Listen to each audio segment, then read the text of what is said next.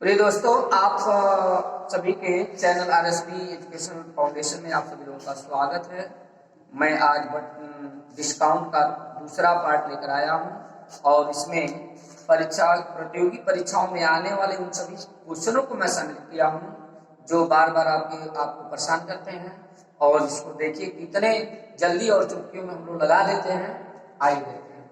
ये क्वेश्चन है, किसी वस्तु का अंकित मूल्य 500 रुपया है, उस पर 2 क्रमिक बट्टा देता है।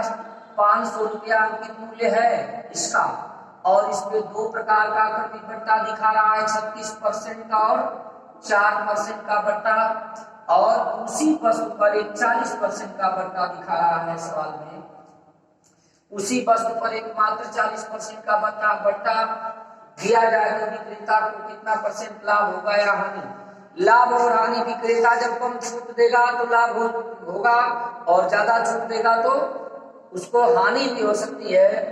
इसलिए अब यहाँ पे थोड़ा सा विचार कर लेंगे और विचार से जान जाएंगे इस पे छूट ज्यादा दे रहा है, इस पे छूट ज्यादा दे रहा है।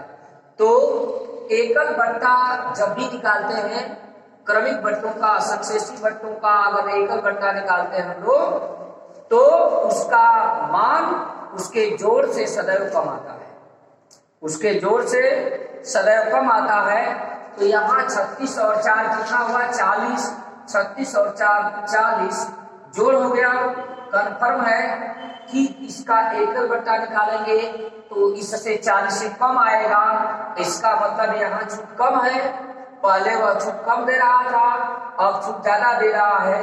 तो ज्यादा छूट दे रहा है, इसका मतलब हानि होगी। अब हानि निकालेंगे।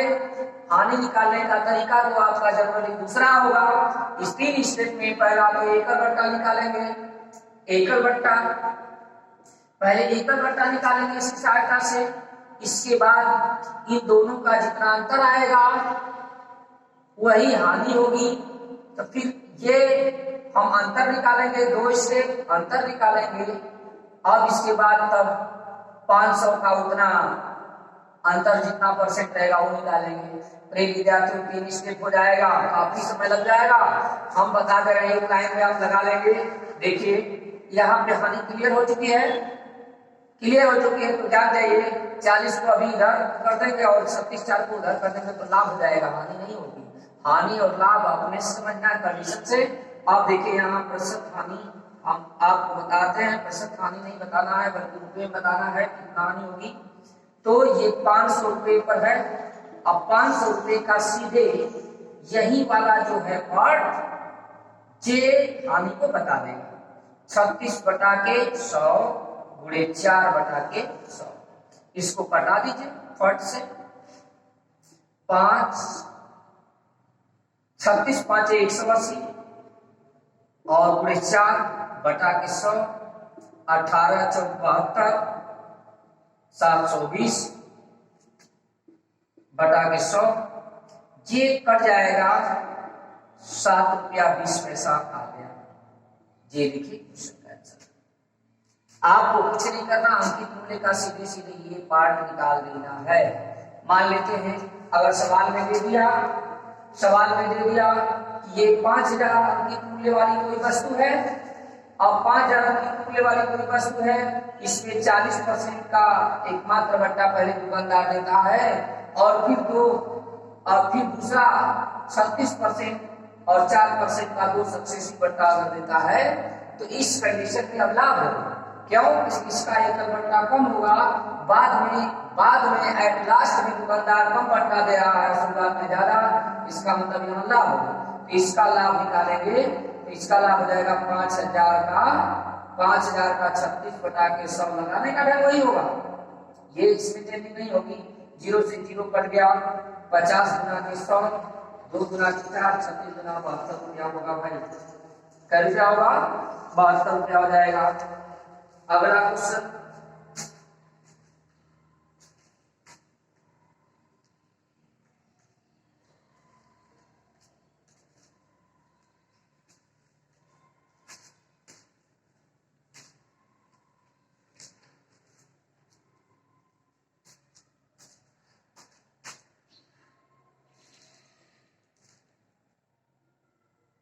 इस तरह का भी क्वेश्चन आता है, किसी वस्तु के अंकित मूल्य पर 10% छूट देने पर 20% लाभ होता है। यदि छूट की दर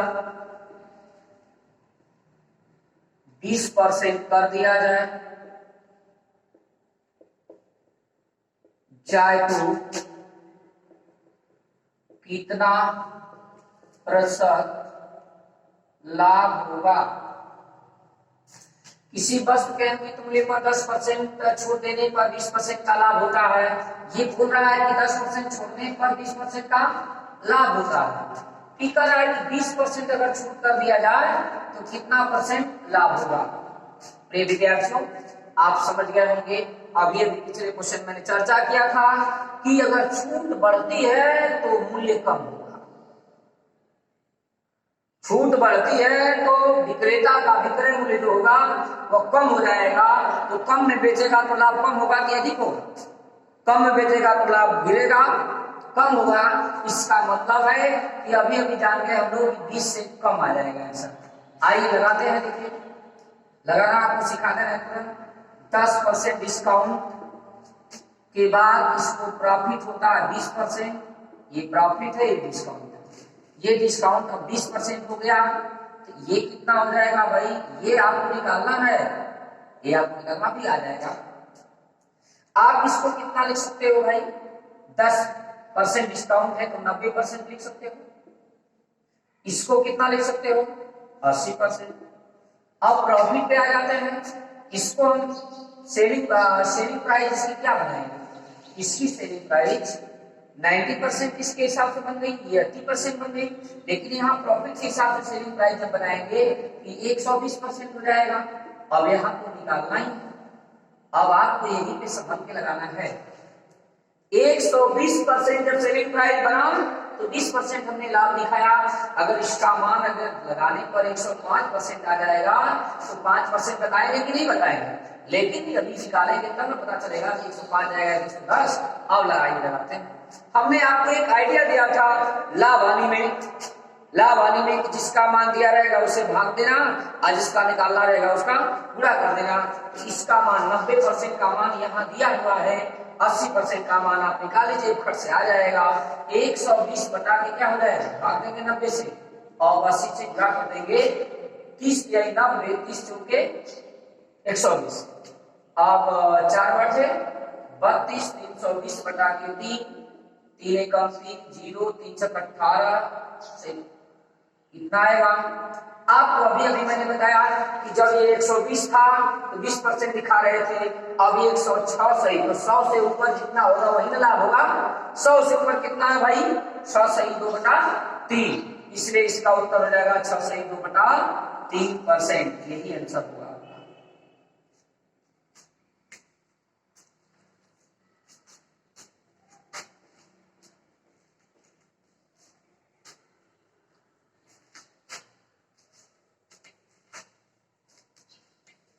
नेक्स्ट क्वेश्चन, किसी वस्तु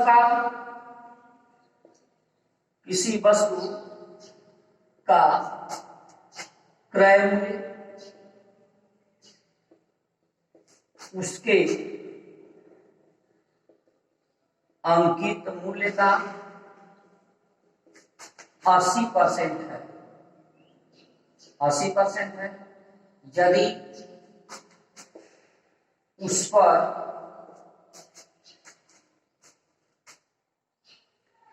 12%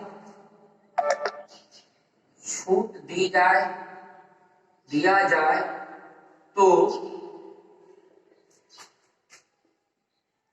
कितना प्रतिशत लाभ होगा? जी ऐसा कंडीशनल क्वेश्चन आ गया। किसी वस्तु का क्रय मूल्य उसके अंकित मूल्य का 80% है। अभी देखिए क्रय मूल्य अंकित मूल्य का 80% दिखा दिया ना। 80%। तो हम लोग कौन बात पा गए, सीपी बाई एमपी लिख सकते हैं इसको, इसको लिख सकते हैं 80 बटा के 100, 80 बटा के 100 लिख सकते हैं। अब हम एक दाव बताए हैं आपको कि सीपी बाई एमपी का अनुपात बढ़ाया है, सीपी बाई एमपी का अनुपात बढ़ाया है 100 minus discount upon 100 plus profit बढ़ाए हैं बंधु। आप गौर से देख लीजिएगा, मैं पिछले पार्ट में पढ़ाया था, इस पे ही लगा लेंगे तुरंत आ जाएगा। 40 20 चौका 80 20 पांचे 100, इधर लगा दीजिए 4 बटे 5 तो इधर आ गया, इधर डिस्काउंट 12% कर दीजिए, 100 माइनस 12 बटा के 100 प्लस पी। अब ये हो जाएगा आपका 12 घटेगा तो 88 बचेगा, 4 बटे के 5 88 बटा के 100 प्लस पी, 4 एकम 4, 4 से ही 22 बाद में कट जाएगा, अंश को अंश से घटा सकते हैं, तिर्यक गुणा कर देते हैं। अब 100 प्लस पी इक्वल टू 5 का इधर गुणा हो जाएगा तो 110 हो जाएगा, पी इक्वल टू 10%, 10% लाभ हो गया।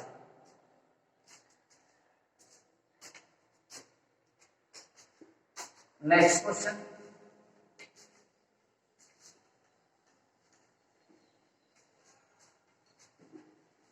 किसी घड़ी के अंकित मूल्य पर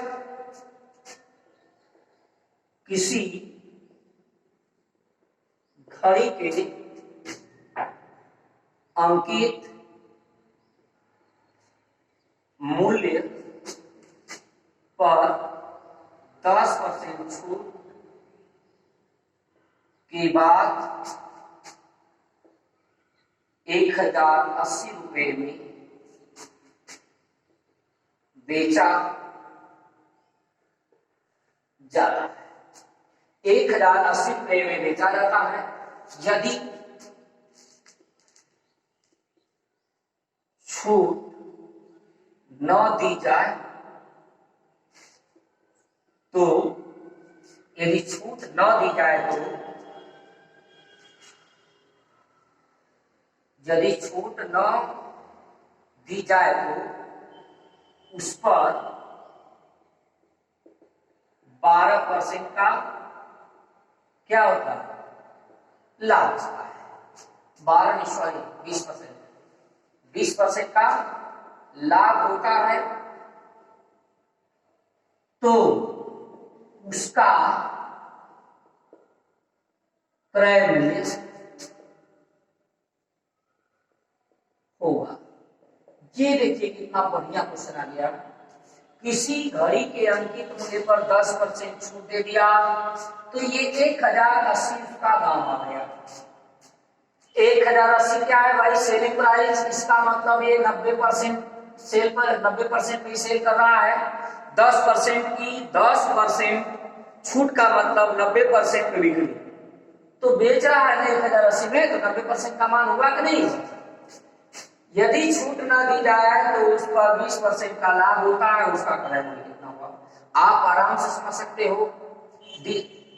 टोटल एमपी का जो मान होता है वो 100% होता है, इसमें से 10% छोड़ दिया है, 90% का मान दिया है। अगर हम एमपी निकालना चाहते हैं तो तुरंत निकालेंगे ना, कैसे निकालेंगे, हम अपने वाले दाव से जिसका मान दिया है उसे भाग दे देंगे। 1080 में कितने का भाग देंगे भाई, 90 का। क्यों देंगे, इसका कारण है इसका सेल प्राइस बना 90%, उसी का ही मान दिया, देखिए बेचा जाता है, इसका मतलब विक्रय मूल्य। अब इसमें कितने का गुणा करेंगे, 100 का, इसमें 100 का गुणा करेंगे क्योंकि एमपी निकाल रहे हैं। तो ये 0 से 0, 9 एकम 9, 9 गुना 18, जी 1200 रुपया। 1200 का इसका मार्केट प्राइस हुआ। इसमें एक बात लिखा है दोस्तों, छूट न दी जाए। मैं पिछले भी पार्ट में ऐसा सवाल लेकर आया था, छूट नहीं दिया जाएगा तो नए कंडीशन का बता रहा है कि इसको बेचा जाएगा एट न्यू कंडीशन, इसको सेल किया जाएगा। छूट नहीं दिया जाएगा तो इस पे सेल किया जाएगा, अर्थात 1200 पे ही सेल किया जाएगा। छूट न दी जाए तो अंकित मूल्य जितना छपा रहेगा उसी पर बेचा जाएगा, तो सेल प्राइस जितनी होगी। अब यहाँ छूट न दी जाए तो 20% का लाभ कमाएगा। इसका मतलब है कि यहाँ से सेल प्राइस निकाल रहे हो 120% बन रहा है। अब प्रिय विद्यार्थी आप बता दीजिए, सेल प्राइस भी है, नए कंडीशन का सेल प्राइस भी है, तो इसका मान हुआ कि नहीं हुआ?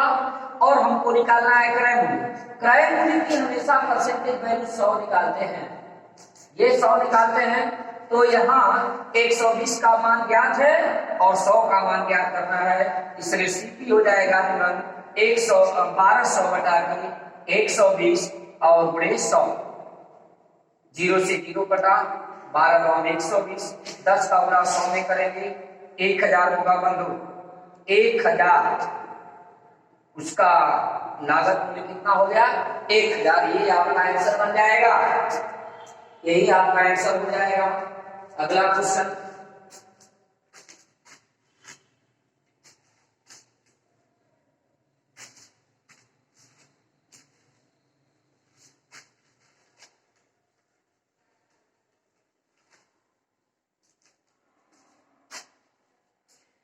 एक ट्रांजिस्टर का के अंकित मूल्य में, एक ट्रांजिस्टर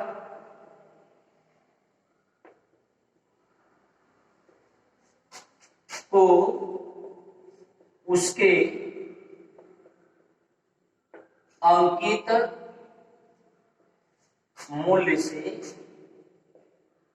32 रुपए कम में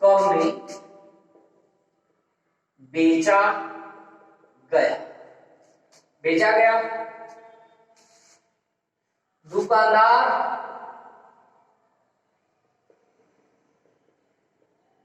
दुकानदार इस पर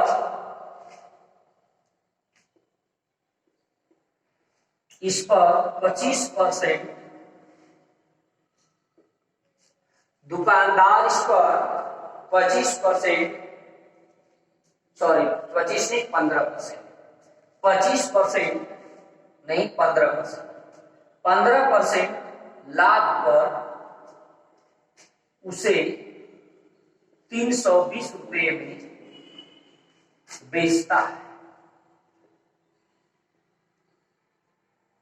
एक ट्रांजिस्टर को उसके अंकित मूल्य से 32 रुपये कम में बेचा गया, दुकानदार इस पर 15% लाभ पर उसे 320 रुपये में बेचता है, तो उसे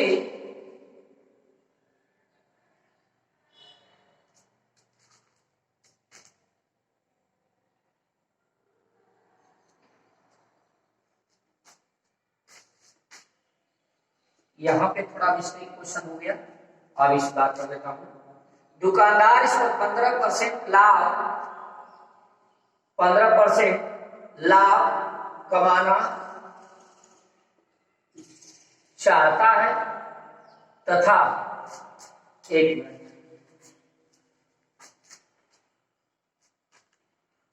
चाहता है यदि इसका क्रय मूल्य 320 रुपया हो तो अंकित मूल्य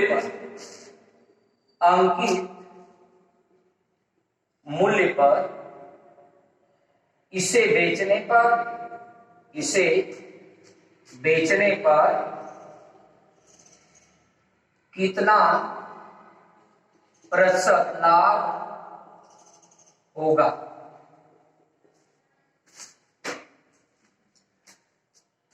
प्रिय दोस्तों देखिए, एक ट्रांजिस्टर का क्रिटिकल क्वेश्चन है। एक ट्रांजिस्टर को उसके अंकित मूल्य से 32 रुपया कम में बेचा गया।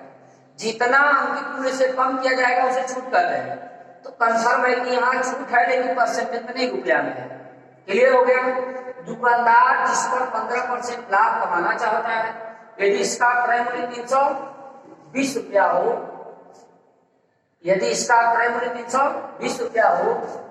तो अंकित मूल्य पर इसे बेचने से कितना % लाभ होगा? आप अंकित मूल्य की चर्चा में सेल प्राइस, ये देखिए अंकित मूल्य से डिस्काउंट करते हैं तो ये आता है सेल प्राइस आता है। ध्यान दें, अंकित मूल्य से जितना घटाएंगे, घटाने के बाद जो राशि मिलती है उसे हम क्या कहते हैं? सेल प्राइस कहते हैं। ये सेल प्राइस हम निकाल सकते हैं यहाँ से। सेल प्राइस ये 320 रुपया करें हुए 15% लाभ कमाना चाहते हैं तो सेल प्राइस निकाल देंगे। 320 का 115, 320 का 115 निकालिए भाई और उसमें डिस्काउंट को जोड़ दीजिए, एमपी आ जाएगा। आप निकाल सकते हैं 320 का 115% निकालेंगे, ये 15% लाभ कमाना चाहता है इसलिए 115 की बिकेगी वस्तु। जीरो से जीरो कट गया, 5 गुना के 10 5 के 15, 5 गुना के 10 2 से 16 बार में 16 या 48, 16 गुना के 32 अच्छा 36, 368 रुपया। अब आइए डिस्काउंट कितना कर रुपया 32 रुपया। अगर ये 32 इधर आएगा तो जुड़ेगा कि नहीं, इसलिए एमपी आपका निकल गया 368 प्लस 32 रुपया ही जोड़ दीजिए डिस्काउंट।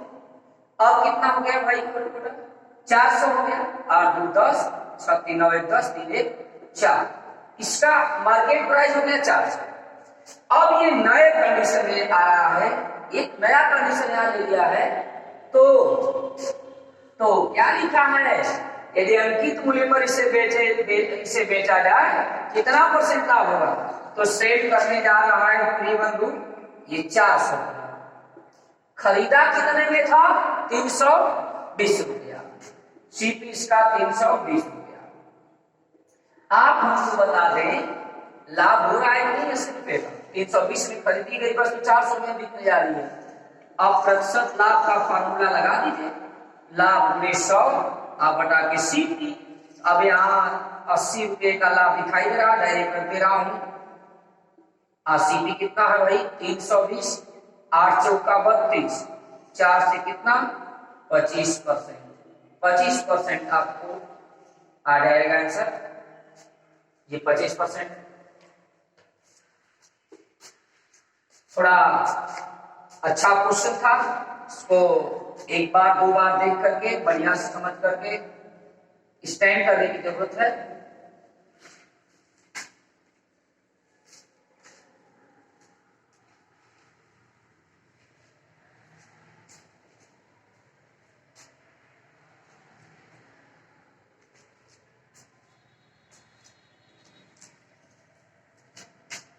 एक क्वेश्चन इस तरह से आता है आपका, एक कमीज का अंकित मूल्य 600 रुपया है, 600 रुपया है। इस पर दुकानदार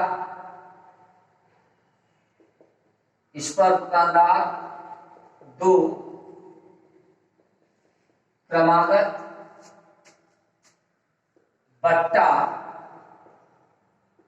देने के बाद 432 रुपए में बेचता है।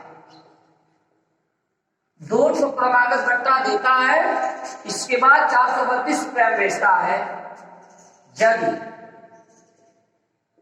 यदि पहला बट्टा 10% हो तो दूसरा बट्टा कितना परसेंट होगा। ये देखिए काफी इंपॉर्टेंट क्वेश्चन है, ये बहुत सी परीक्षाओं में आ चुका है और आता भी।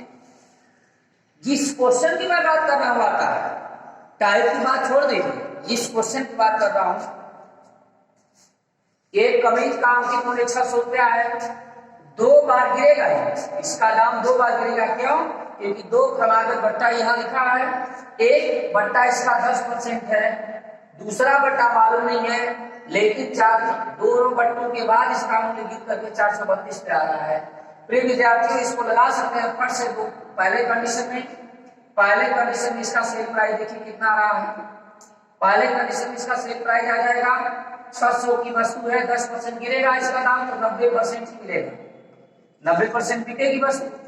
ये आपका हो जाएगा जीरो से जीरो कट गया, 9 छक्का 54, 540 रुपया।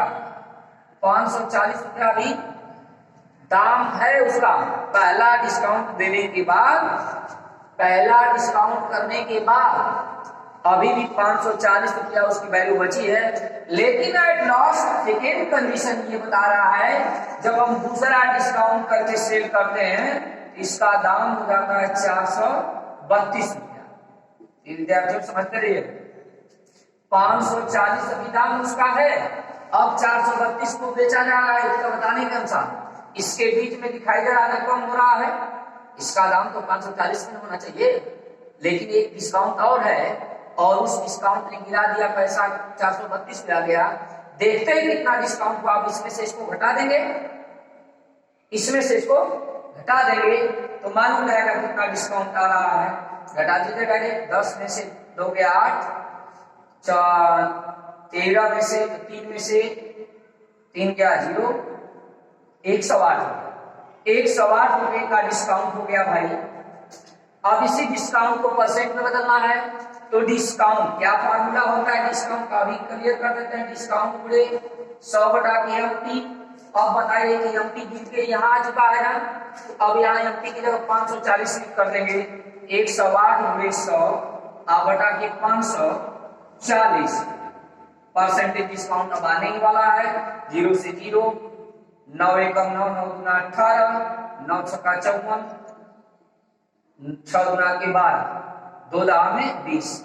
ये 20% का डिस्काउंट दूसरा वाला हो गया। प्रिय विद्यार्थी, इसको 2 तरीके से हमने लगाया। पहला डिस्काउंट करके इसका ये निकाल लिया कितने पर रुपया इसका दाम, फिर इसका पर कितना डिस्काउंट इसके बीच में है वो निकाला गया। अगर इसको चाहे एक समीकरण में तो इस तरह भी लगा सकते हैं।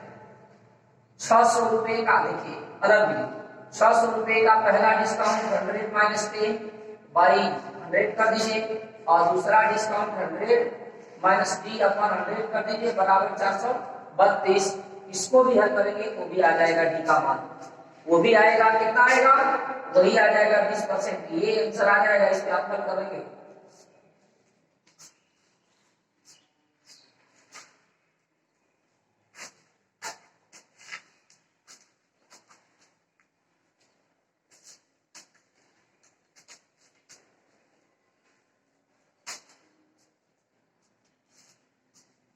किसी वस्तु के अंकित मूल्य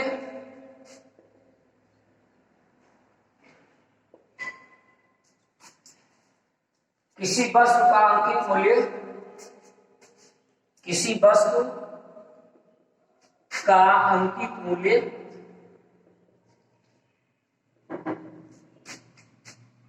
उसके क्रय मूल्य से 20% अधिक कर दिया गया, अधिक अंकित किया गया तथा उस पर 20% का छूट दिया गया, तो दुकानदार को कितना प्रतिशत लाभ अथवा हानि होगी? विद्यार्थी आप जान रहे हैं यहां लिखा है कि अधिक अधिक 20% अधिक का संकेत हमारा होता है प्लस। यहां उसी वस्तु का दाम 20% बढ़ रहा है। चूंकि वस्तु का दाम 20% बढ़ रहा है और यहाँ छूट ऋणात्मक होता है, छूट ऋणात्मक होता है, यहाँ 20% घट रहा है। प्रिय विद्यार्थियों, मैं आपको बता दूं ये हमारा एकदम बिल्कुल फैक्ट दूसरा है और हम इसको तुरंत चुटकियों बजा देते हैं। जब जितना बढ़े उतना घटे, किसी वस्तु की वैल्यू जितना बढ़े उतना घटे, ऐसे सभी प्रश्नों में सदैव हानि होती है, लाभ कभी नहीं होता है। इसलिए लाभ नहीं होगा, क्या होगा? हानि होगा। अब आइए कंडीशन बताते हैं। यदि ये जो बराबर वाले हमको संख्या मिली है इनके इकाई के स्थान पर 0 होता है तो ये और आसान तरीके से मैं बताता हूं। तुरंत जरा इसको काटिए भैया, 0 से 0 कट गया, -2 का +2 में गुणा कीजिए, -4 आया कि नहीं आया? ये माइनस क्या बता रहा है? हानि बता रहा है। कै % आ गया? 4%। 4% हानि इसका आंसर। तो आज के लिए बस इतना ही, धन्यवाद।